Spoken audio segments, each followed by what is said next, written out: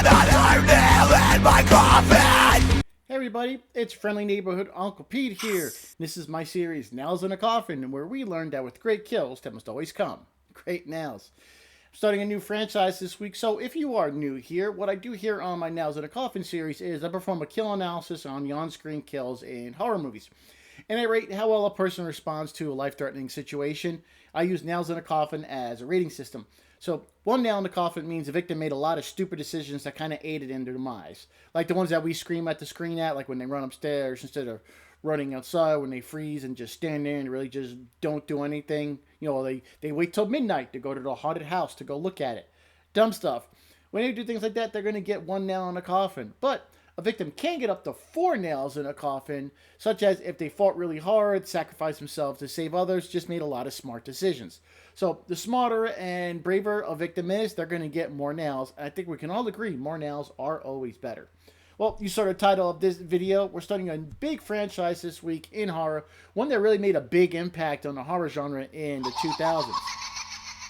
Yep, we're covering Saw. And I feel this may be a challenge for my nails in a coffin, since most of the kills in these movies are people who wake up in a trap. So I'm going to do my best to give a fair analysis of these victims' decisions. When this video does go out, it's my 2-year anniversary on YouTube. As recording this, I have just over 400 subscribers.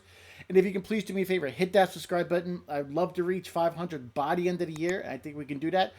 And so you can give me some help. I'd really appreciate it. And if you subscribe, you're not going to miss an episode of Nails in a Coffin, with a new episode that comes out every single Friday.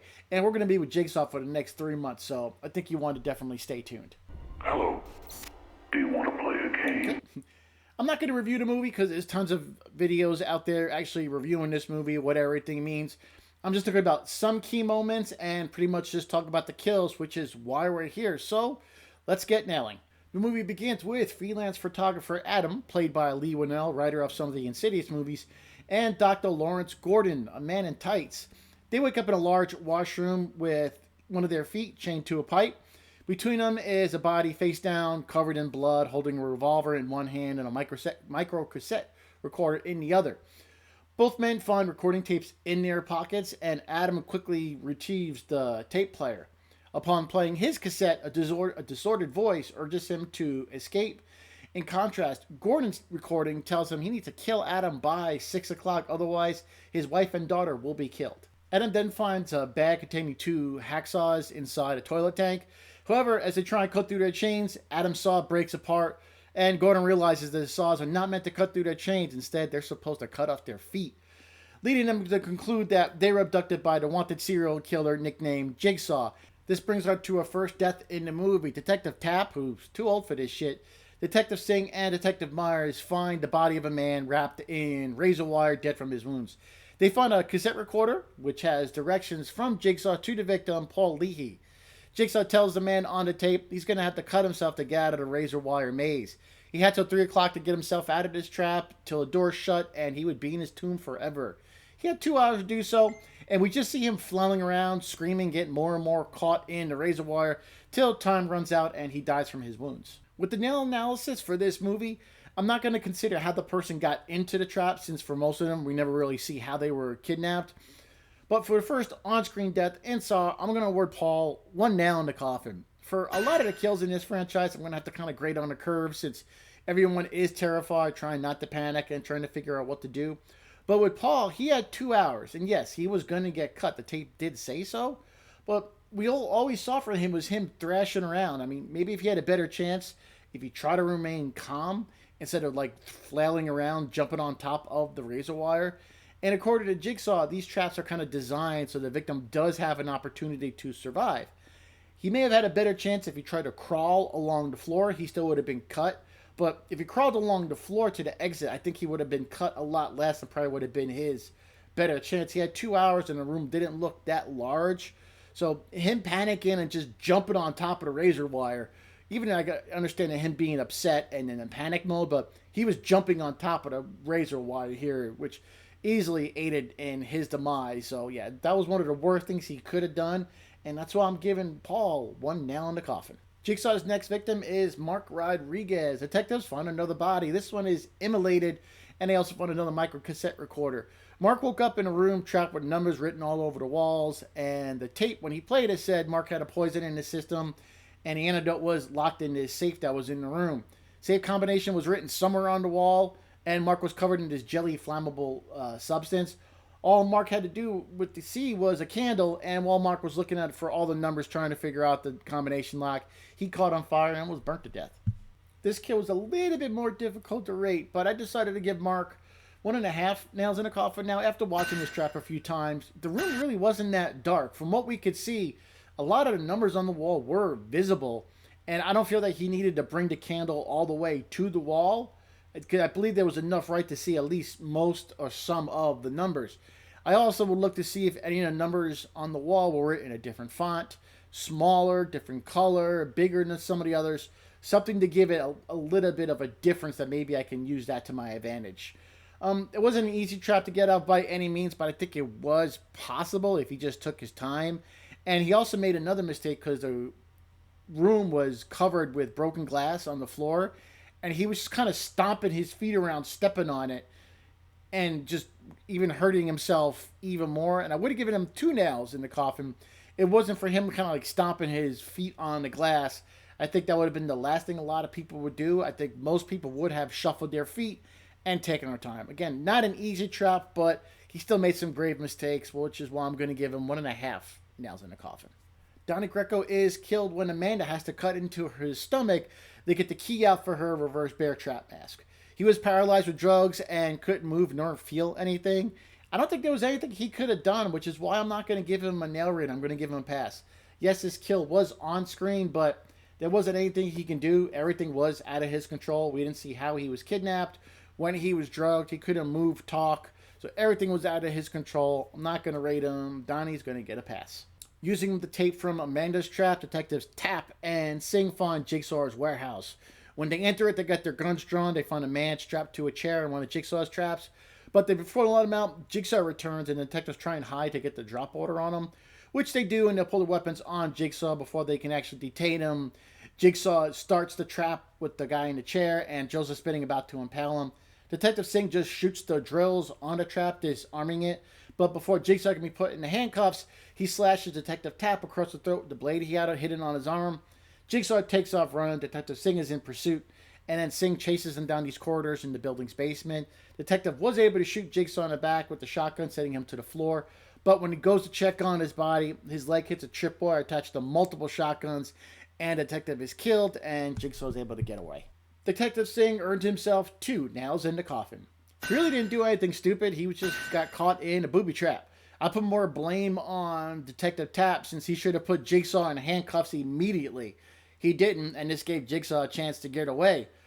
Detective Singh did fire at Jigsaw, and he was able to hit him, and he was still covering the body when he went to go check on him. And I think he also showed intelligence by shooting the drills on the trap earlier to disable it.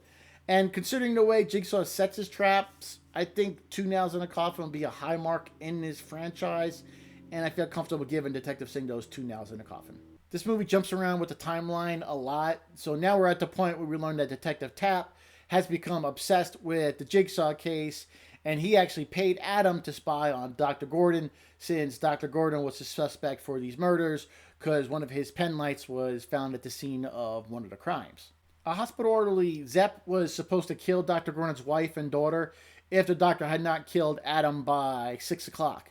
Since Adam was still alive, he goes to kill Dr. Gordon's family, but before Zepp can get to Allison, she was able to free herself, and she fought with him. She was able to disarm him, and in the ensuing struggle, the gun goes off. This attracts the attention of Tap, who was surveilling the area, and he saves Allison and Diana, and then he just chases Zepp to the sewer. And Tap is chasing Zepp through the sewers now. Doc Gordon heard this gunshot. He thinks his family's in danger. Feeling he's got no other option, he starts to saw off his own foot as Adam is just screaming in terror. Tap catches up to Zepp. They're fighting each other back and forth. He's able to get the gun away from him for a second, but at the end, Zepp was able to get a gun and shoot Detective Tap in the chest, killing him. I was sad to see him die in this movie. I love Danny Glover, but he did die, and he's going to have to get nailed. And I'm going to award Tap 1.5 nails in a coffin. I don't feel like Zepp should have gotten the better on of him here. He was a trained detective. He should be able to defeat Zepp fairly easily. I did feel like he made the mistake by giving Zepp a chance to even get up. He had him down. He should have kept kicking him and punching him or shooting him. I mean, his mission probably was to kill him. I don't think he was going to arrest him. He was going to kill him for trying to kill Dr. Gordon's wife and daughter. I think it was a bad move to try and pull the gun under Zepp's chin to shoot him. And he didn't pay attention to where the gun was, or even Zepp still even had it. It was just kind of a big mistake on his part. And I'm going to have to give him the extra half a nail just because he was being selfless, looking out for Allison and Diana. So I'm going to give him 1.5 nails in the coffin. After killing Tap, Zepp was able to get away. Dr. Gordon crawls over to the corpse, grabs the gun, loads it with the one bullet he had. He says he's sorry, points the gun at Adam, says you have to die, and he shoots him. Shortly after, Zepp then enters the washroom and he goes over to check Adam's body. Gordon feebly tries to grab Adam. He goes to Gordon. It's too late, but Adam grabs him, knocks Zepp down. They're fighting back and forth. He knocks the gun away, and then Adam grabs a toilet tank lid and he beats Zepp to death. Our final nails for a sword go to Zepp, and I'm giving him 1 nail in the coffin. He was stupid here. I mean, and he wasted a bunch of time, which is very common in movies. Someone who's about to kill someone else, they waste time with exposition and pointless dialogue. He knew he had to kill these people first. He was just wasting time. It's the downfall of so many people in horror movies. He should have checked to see if Adam was really dead, because the blood was on Adam's right shoulder, and it didn't look like a deadly wound, so he made bad assumptions here. And I don't know why he just couldn't get away from a man who was shot and had his foot chained to a pipe. Made a lot of mistakes here, and it cost him his life, getting him 1 nail in the coffin. Which brings us to the ending of the movie, and it's awesome. Easily in the top 10 endings of a horror movie in the last 20 years. After Gordon crawls away, Adam then finds a tape that was in Zepp's body. When he plays it, he learns that Zepp was just another victim of Jigsaw. And as he's listening, the corpse that was on the floor the entire movie gets up and is revealed that he was Jigsaw the entire time. This was awesome to watch for the first time. No one saw this coming. Adam's shocked reaction is priceless. Jigsaw tells him the key to his escape was actually in the bathtub he was laying in, but it went down the drain when he got out of it. As Jigsaw is leaving, Adam tries to shoot him, but he's shocked through the chain on his foot. Jigsaw walks out of the washroom, turning off the light and sealing Adam in as he's screaming for his life. Again, what a fantastic ending. If you didn't have this spoiled for you and then you caught off guard by it, wow, what an ending. I love it. It was just so great. There we go, ladies and gentlemen. Those are all my nails in a coffin for Saw. Here's a summary of all the nails I've awarded. I will see you here next week when I cover the sequel, Saw 2, which came out only a year later. And we'll find out how those victims, are they going to do any better with Jigsaw's traps? Again, don't forget that subscribe button so you won't miss an issue of us nailing this entire franchise. Thanks again, everybody. Take care of yourselves. Be good to each other. I am your friendly neighborhood Uncle Pete. And remember, with great kills, there must always come great nails.